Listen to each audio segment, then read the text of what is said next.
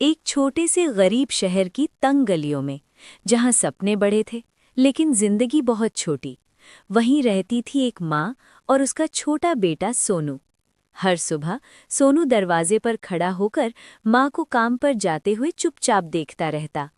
रात को घर में बस 2 ही रोटियां बनती और माँ हमेशा मुस्कुराकर कहती, मुझे भूख नहीं है बेटा, तू खा ले।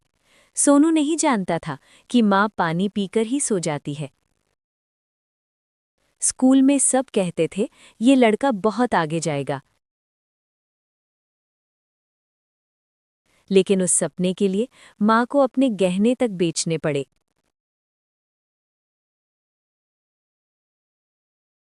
एक रात सोनू की नींद खुली और उसने देखा माँ रसोई में बैठी सूखी आधी रोटी पानी में भिगोकर खा रही थी।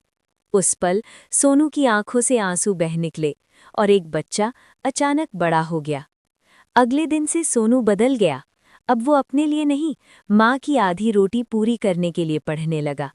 लेकिन परीक्षा से पहले ही माँ गंभीर रूप से बीमार पड़ गई और दवाई बहुत महंगी थी। सोनू के हाथ में थे परीक्षा की फीस के पैसे, पर उसने बिना सोचे दवाई खरीद ली। उस रात वो अकेले बैठकर चुपचाप रोया। जब प्रिंसिपल को सच्चाई पता चली, उन्होंने कहा, जो अपनी माँ के लिए त्याग कर सकता है, उसे जिंदगी कभी हरा नहीं सकती। समय बीता और सोनू की मेहनत रंग लाती गई। सालों बाद उसी गरीब गली में एक बड़ी गाड़ी आकर रुकी। उससे उतरा एक सफल अफसर। वो था सोनू। दरवाजे पर खड़ी माँ उसे देखकर रो पड़ी।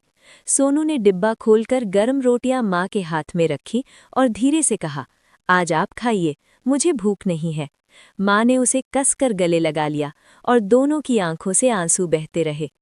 कुछ सपने मेहनत से पूरे होते हैं, कुछ त्याग से, लेकिन जिन सपनों के पीछे माँ की आधी रोटी हो, उन्हें दुनिया की कोई ताकत नहीं रोक सकती।